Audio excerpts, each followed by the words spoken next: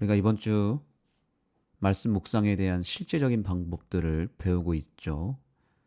우리가 어제 배운 말씀 잠깐 간단하게 복습해 보면 첫 번째는 기도하라고 했죠.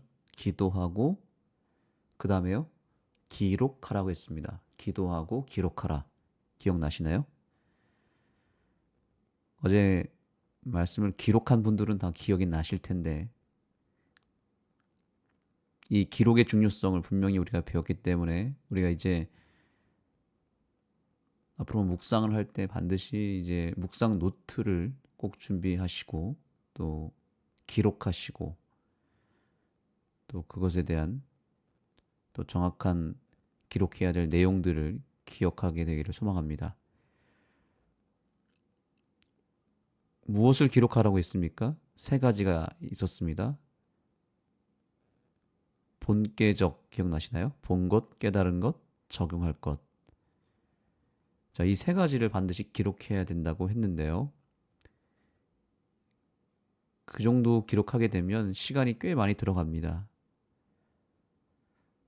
그래서 말씀 묵상은 시간이 필요하다라고 말씀을 드렸습니다. 본 것과 깨달은 것과 적용할 것까지 기록했다면 충분히 묵상이 끝난 것이겠죠. 그런데 저자는 여기서 묵상의 꽃을 피우기 위해서는 매우 중요한 한 가지를 더 실천해야 된다라고 강조합니다. 자, 한번 보겠습니다.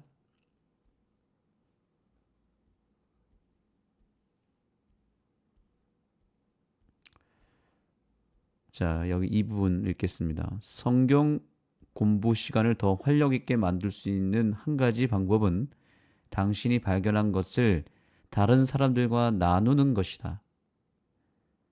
배운 것을 설명할 때 요약하고 종합하는 과정이 생각을 강화시킨다. 이것은 지식을 더 잘 기억하게 해준다. 네, 여기 뭘 더 해야 된다고 말하고 있죠? 그런데 그것은 지식을 더 잘 기억나게 해준다라고 말하고 있습니다. 그것이 무엇입니까? 묵상한 것을 누군가에게 나눠주라는 것입니다. 근데 어떻게 나눠줘야 되냐면 배운 것을 설명하고 그것을 요약하고 종합하는 과정이 바로 생각을 강화시킨다라고 말합니다. 자, 이 단계가 굉장히 중요한 단계입니다. 내가 묵상한 것을 설명하고 요약하고 이해하기 쉽게 표현하는 것입니다. 결국 나눠주는 일을 해야 되는데 바로 이 과정을 무시하게 되면 말씀 묵상이 결국 오래가지 못합니다. 내가 깨달은 것을 나만 간직하면 되지 왜 굳이 나눠줘야 될까요? 자칫 이것이 내 지식을 과시하는 것이 될 수도 있고 또 어떤 사람들은 나누라고 하면 자기 이야기를 자기 스토리를 누군가한테 나눠주는 것을 별로 좋아하지 않고 굉장히 부담을 갖는 분도 계십니다. 그럼에도 불구하고 우리가 왜 나눠줘야 될까요? 이것은 근본적인 이유가 있기 때문에 그렇습니다. 나눠주게 되면 굉장히 많은 복을 받게 되어 있습니다. 그런데 나누지 않으면 그것은 다 썩게 되어 있습니다. 썩는 이유가 무엇입니까? 냉장고에 아무리 좋은 음식들이 가득 차 있어도 그것을 빨리 나눠 먹지 않으면 결국에는 오래 있다 보면 썩게 되어 있죠. 빨리 나눠서 먹는 것이 중요합니다. 이것이 하나님의 원리입니다. 사해 바다와 갈릴리 바다의 차이가 무엇일까요? 사해 바다와 갈릴리의 차이. 사해바다는 생명이 살지 못하고 물고기가 다 죽습니다. 왜냐하면 그 염도가 굉장히 높기 때문에 그 물을 마시면 사람도 심한 경우엔 즉사할 수도 있다고 합니다. 굉장히 치명적인 그야말로 독극물이 되어버렸는데 이유가 무엇이냐면 사해바다는 물을 받기만 하고 흘려보내지 않습니다. 그래서 계속 바닷물을 받는데 흘려보내지 않아서 이 염도가 점점 높아져 있는 것입니다. 그래서 사해바다, 그야말로 죽은 바다가 되어버렸습니다. 갈릴리는 어떻습니까? 갈릴리는 받은 것을 즉시로 아래로 계속 내려보냅니다.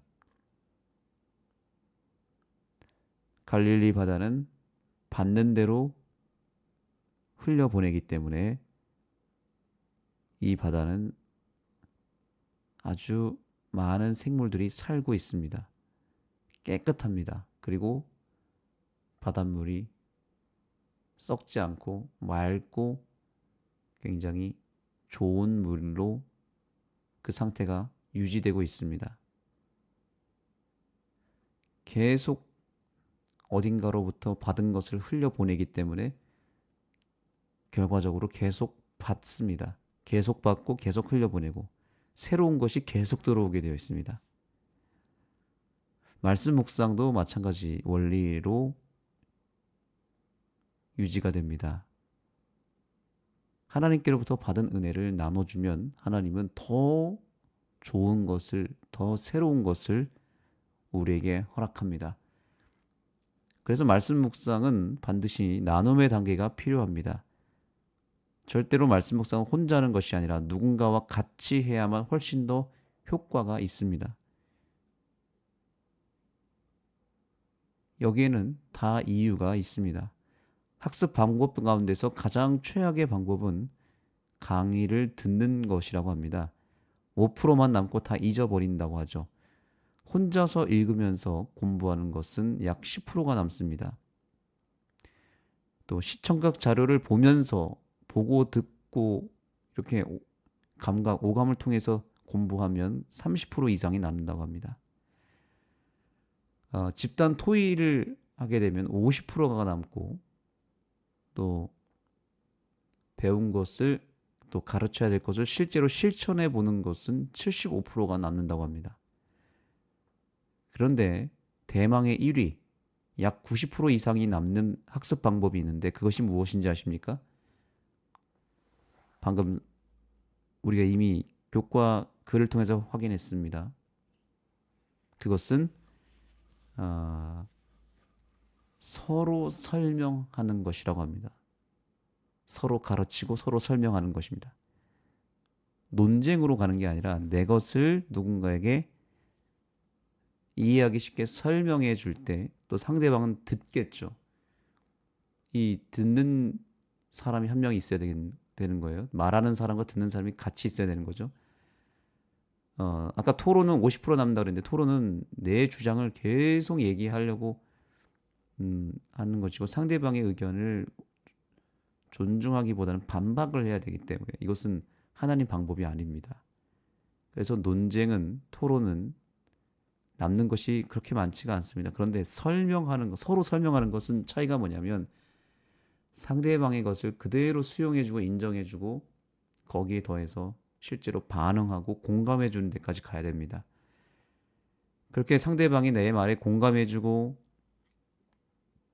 고개도 끄덕거려주고 충분히 수용해주면 더 신이 나서 더 설명을 더 잘하게 되겠죠. 그리고 나도 상대방이 이야기할 때 많이 들어주는 역할을 하면 소통이 온전히 이루어지게 되면 그 방법은 90% 이상이 남는다는 거죠. 이것이 하나님의 원리입니다. 일단 아주 방향 자체가 이타적이고 아주 선한 목적으로 서로의 이야기를 듣는 것이고 또 말하는 것이기 때문에 여기에는 축복이 임하는 것입니다.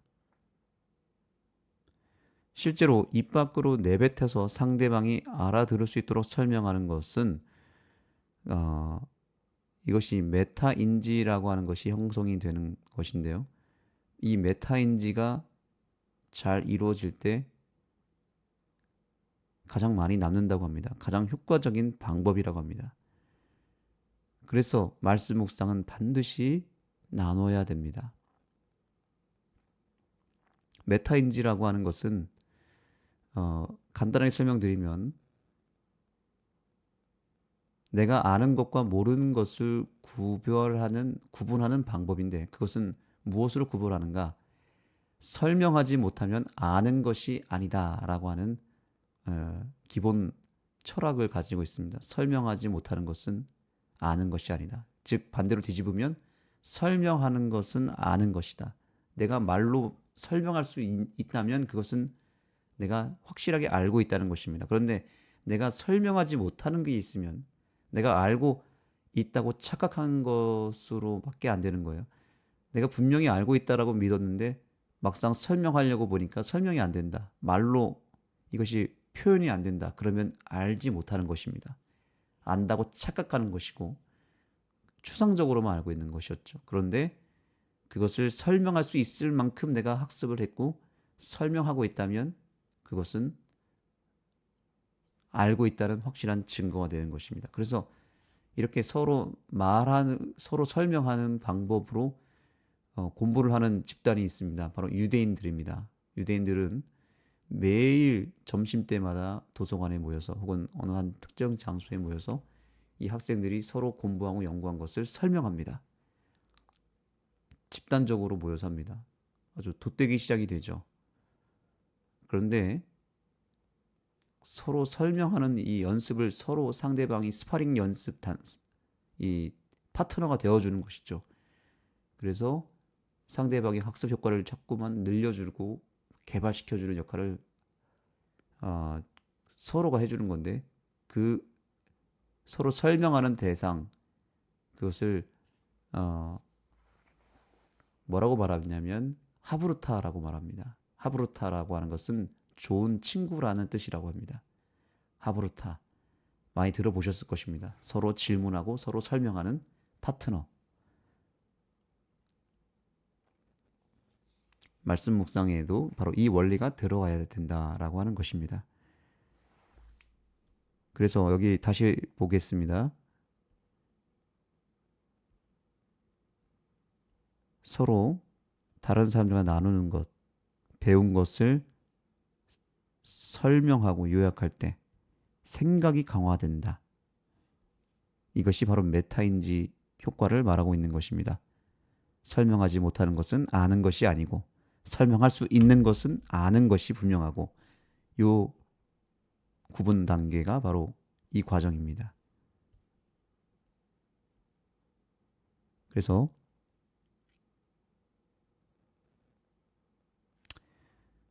다른 이들과 나누고 토론할 때 영적인 대화는 서로에게 도전과 힘을 주는 이중 축복이 된다.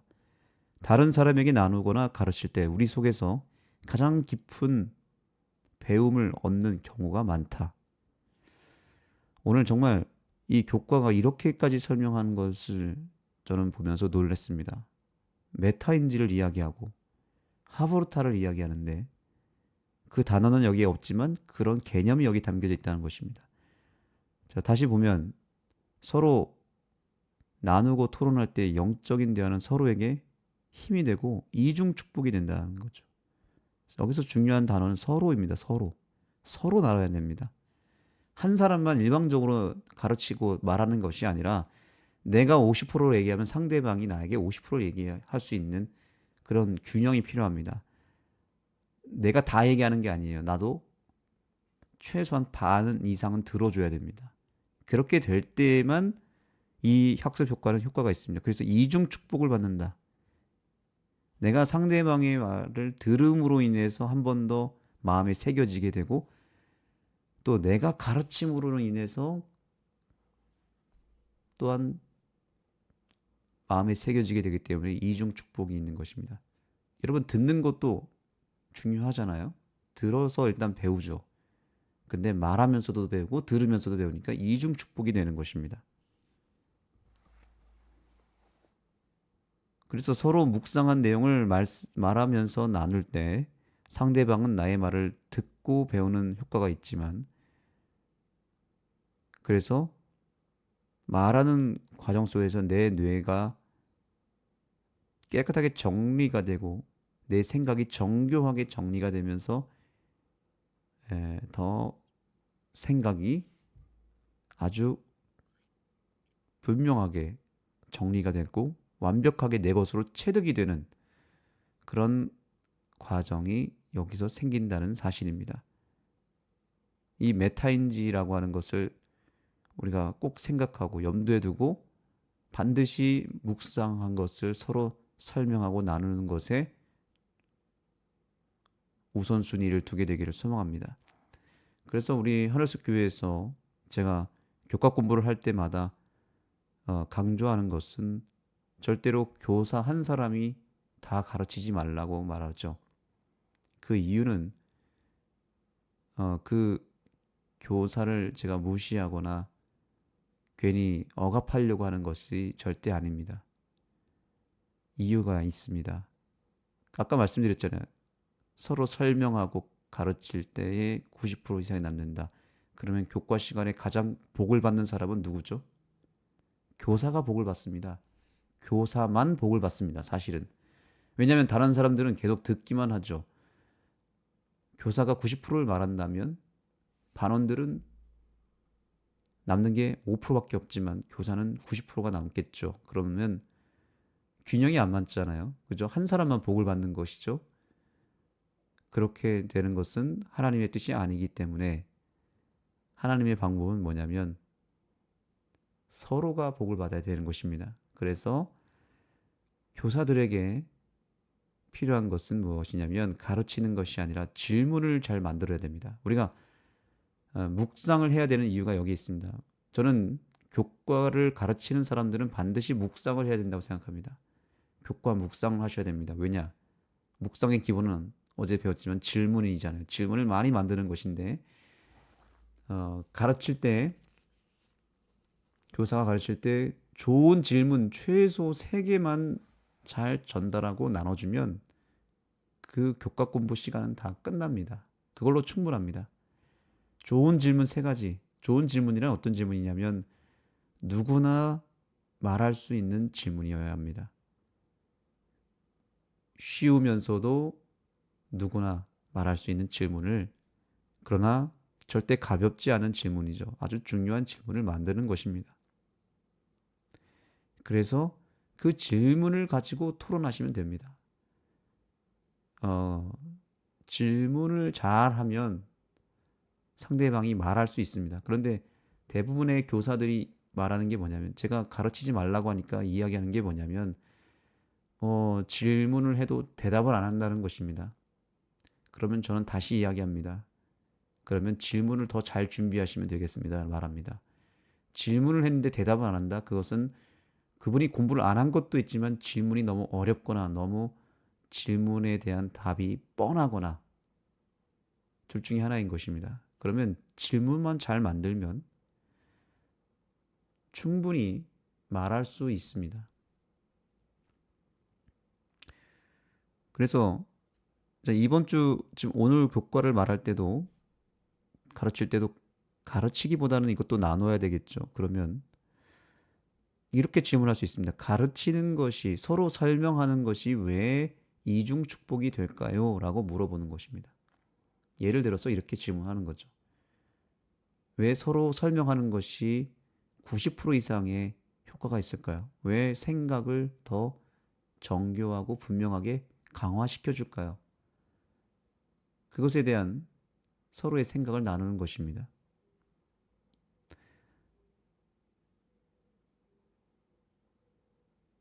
자, 아니면 반대로 이렇게 얘기할 수 있어요. 우리 교과반은 왜 서로 토론이 되지 않을까요? 예를 들면 이런 질문을 가볍게 던지는 것입니다. 그러면 그것에 대한 서로의 생각을 나눌 수 있지 않을까요? 그래서 어쨌든 반원들과 함께 공부를 하실 때 반드시 교사는 반원들의 말문을 열어줘야 된다. 그렇게 목적을 가지고 이번 한 주일은 우리 교회 내가 속한 교과반의 분위기가 많이 달라지기를 기도하기를 소망합니다. 최고의 공부는 내가 깨닫고 느낀 것을 설명하는 것이기 때문에 반원들의 말문을 열어주는 역할을 교사가 반드시 하시고 좋은 질문을 꼭 만드셔서 그 질문을 분명하게 서로에게 나눠주고 그 질문에 대한 답을 내리기보다는 공감해주고 더 경청해주고 또 그 상대방의 이야기에 또 다른 질문을 던져서 질문에 질문을 꼬리에 꼬리를 무는 질문을 던져서 교과가 계속해서 서로가 서로에게 나눠주는 그런 좋은 분위기 그리고 그런 따뜻하고 뜨거운 분위기가 우리 교과반에서 이루어지게 되기를 소망합니다. 오늘 우리는 정말 중요한 교과 공부 말씀 묵상 방법을 배웠습니다. 그것은 나누어 주는 일이다 라고 말씀드렸습니다. 제가 하늘숲 교회에서 정말 하기를 원하는 이제 중요한 사역이 바로 말씀 묵상이고 이제 조만간에 말씀 묵상 대전환의 프로젝트를 진행하려고 합니다. 전교인이 같은 말씀을 묵상하고 또 전교인이 그 묵상한 것을 나누게 하는 일을 하려고 합니다. 왜 전교인으로 가려고 하는가? 바로 오늘 배운 이 내용 때문에 그렇습니다. 우리의 신앙을 이제는 투명하게 서로에게 오픈하고 나눠주는 일을 해야만 우리의 신앙 지킬 수 있습니다. 말씀 묵상을 통해서 서로 나누는 데까지 가도록 해야만 교회가 정말로 말씀 묵상으로 부흥할 수 있고 지금 우리 교회 안에서 생기는 여러 크고 작은 문제들 여러 가지 아픔과 고민과 갈등과 그 모든 것들 불신과 의심과 이 모든 것들이 교회 안에 늘 있잖아요. 근데 이 모든 것들을 해결하는 방법이 무엇일까? 그것은 결국 우리가 말씀으로 돌아가는 것이고 또 우리가 말씀 안에서 만난 예수님 또 말씀을 통해서 발견한 나의 죄를 서로가 서로에게 고백하고 나눠주는 일을 할 때 그때 영적 친교를 통해서 교회는 부흥하게 되어 있고 교회 안에 있는 크고 작은 문제들은 다 말씀 안에서 그것이 다 잠식되고 사라지고 정화되는 일이 벌어지는 것입니다. 이 말씀 묵상의 운동에 우리 모든 성도님들이 동참하게 되기를 소망합니다.